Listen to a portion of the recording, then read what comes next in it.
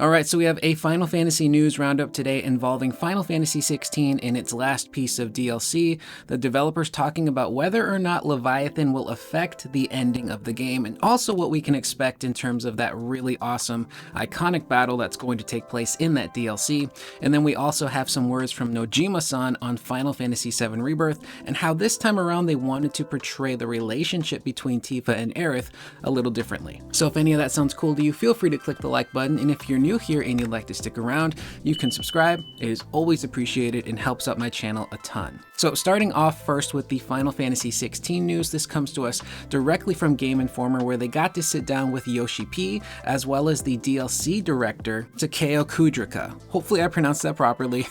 I'm still getting used to some of the Japanese names, but they got to talk all things the Rising Tides DLC, which is going to be, as of right now, the last piece of DLC for Final Fantasy 16, featuring the mystery of Leviathan. Now, the first thing Game Informer asks the duo about is, how come Leviathan was not in the base game? And that's something that a lot of people question. There are signs of a water-like icon in certain areas. There's even some paths that you cannot traverse through that lead to other areas, and it seems kind of weird that a gigantic serpent icon would just kind of go missing and be absent from the game story. Yoshi P would go on to say, in terms of making the decision of creating and selling a DLC, we had to wait until the game was actually released. He then goes on to explain that Square Enix wanted to see if there was any demand first off for DLC for 16. Yoshi P continues, that being said, we actually did think of a possible route, a possible story that we could do if we were to do one. Again, as mentioned before, there is a specific section in that game where you just can't do anything. You can't go through that path, and it clearly leads somewhere. And back in their minds, they at least were smart enough to drop some seeds like, hey, if our game does come out and it's being received really well, then we can continue. Because I know at first they said that there weren't going to be any DLCs, and I think they said that purely just not to make promises they couldn't keep and get anyone's hopes and expectations up.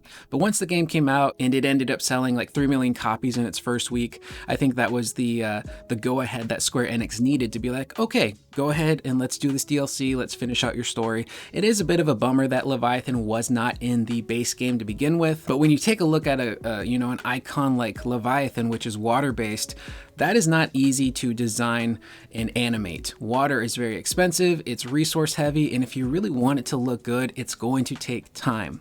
And there's this really fascinating interview with the director of Godzilla Minus One, where he talks about one specific scene featuring Godzilla in the water, and how the water in that scene, just the water alone, I believe was a terabyte's worth of information.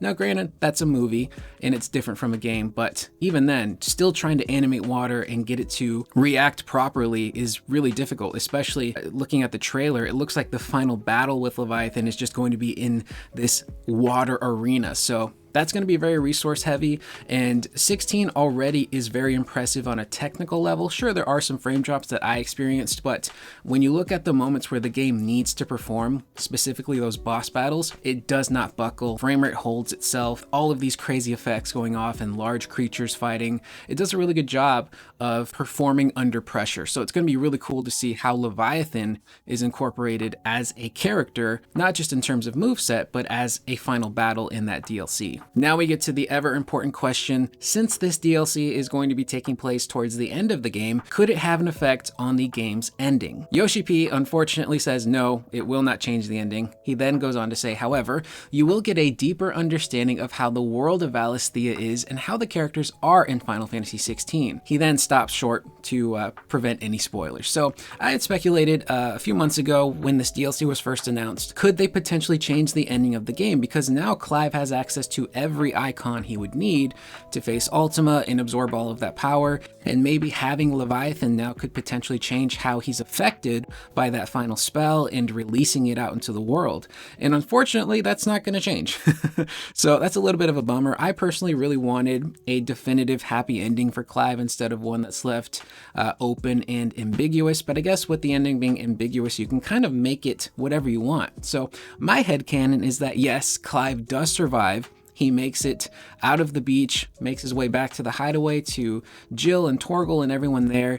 And as like an homage, an honor to Joshua, who unfortunately doesn't make it, he writes the book Final Fantasy. That's my headcanon. That's what I'm choosing to believe. Clive goes through so much crap in that story that he deserves a happy ending, and I'm going to give him one. Up next, they ask Kujirka about how they're going to incorporate Leviathan into this game and some of the expectations that people have with a gigantic water serpent. He goes on to say, in terms of what players can expect for this battle, when you look back at past Final Fantasy titles, there actually aren't many cases where you see Leviathan moving around crazy and in a real-time action battle system, which he's 100% right on. I think the closest you might get to that was in Final Fantasy 15 in that Leviathan battle, but even then that was more of like a big kind of set piece moment where everything was just kind of, I believe, pre-scripted and choreographed. So it was as close as you could get to a real-time action sequence with a character like Leviathan. And then of course Leviathan is incorporated in the VII Remake Trilogy as a summon, and it gets to kind of move around the field on its own and you can issue it commands. But this is the first time we're really just kind of seeing, like in real time, a Leviathan moving around and being animated in a different fashion. Now, one of the big things that Final Fantasy XVI does is it tries to make its iconic battles really diverse. You know, there's the knockdown drag-out fight with Garuda, there's the really crazy all over the place shoot 'em up kind of style with Titan. How is Leviathan going to be different? Essentially, what is the gimmick going to be to the Leviathan battle? Kujirka goes on to say, one thing I can say is that there's going to be a lot of water involved. Visually, graphically, there's going to be a lot of attacks made from Leviathan, and that comes with a lot of water. It's going to look really different from past Icon battles, and that's one thing that players can look forward to. So again, it's going to be super cool to see how they incorporate Leviathan as a boss. What kind of attacks is it going to do? How crazy is the arena going to get? Is it just going to be just like one simple water arena? Are there going to be stage transitions? And on top of that, what is the moveset of Leviathan going to be once we obtain it? Based on some of what we've seen in the trailer, it looks like it adds a lot of speed to Clive. There's some zipping and dipping going around with some of those abilities. And even though it is towards the end of the game, we will get at least 10 hours to experiment with the Leviathan icon moveset and see where it kind of fits in with the other movesets. And I think it could be a lot of fun. I think it'll add some variety and some freshness to the combat that got a tiny bit repetitive towards the end of the game, but either way, it's going to be really exciting to see the incorporation of Leviathan, but also get the story stuff. Who is Leviathan? Why did they go missing? And what exactly is the full story of the Rising Tides DLC?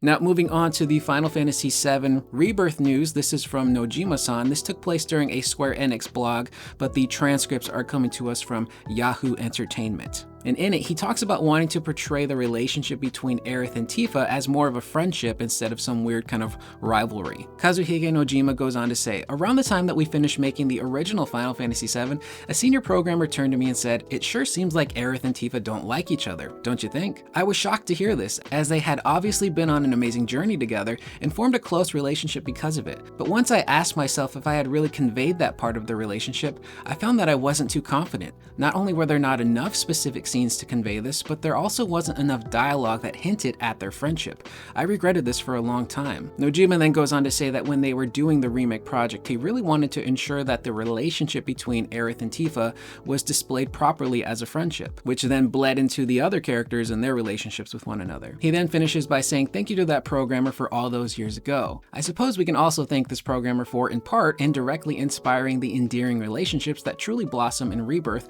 with Tifa and Aerith quickly becoming fan favorites all over again. And they do a really good job of that. Now, looking back at OG FF7, from what I can remember, they really don't share too much screen time together or really have a lot of conversations. And I think that's kind of where the root of the rivalry between fan bases kind of happens. And you've got the Tifa fans, the Aerith fans, one of them belongs with Cloud, but not the other. It gets really out of hand. But in Remake and especially Rebirth, they do a really great job of, again, not just portraying everyone's relationships, but Tifa and Aerith in particular feel like genuine friends, and they bond over almost everything. You know, there's moments where they're bonding over making fun of Cloud because he looks like a chocobo. There's a sequence later on in the Junon section, which might be a bit of a spoiler for those of you who haven't made it that far, but they have to go undercover as Shinra infantrymen, and the whole time Tifa and Aerith are just having a really good time poking fun at Cloud, learning how to do like the all the different moves they need for the parade, and then they spot Barrett out on his own, so they go up and they just kind of act like real Shinra soldiers to kind of scare him them a little bit. But some of my favorite moments come from Costa del Sol, where Tifa and Aerith are partnered up together, and they just have these really great bonding moments and conversations with one another as you're just exploring this area and doing all of these mini games.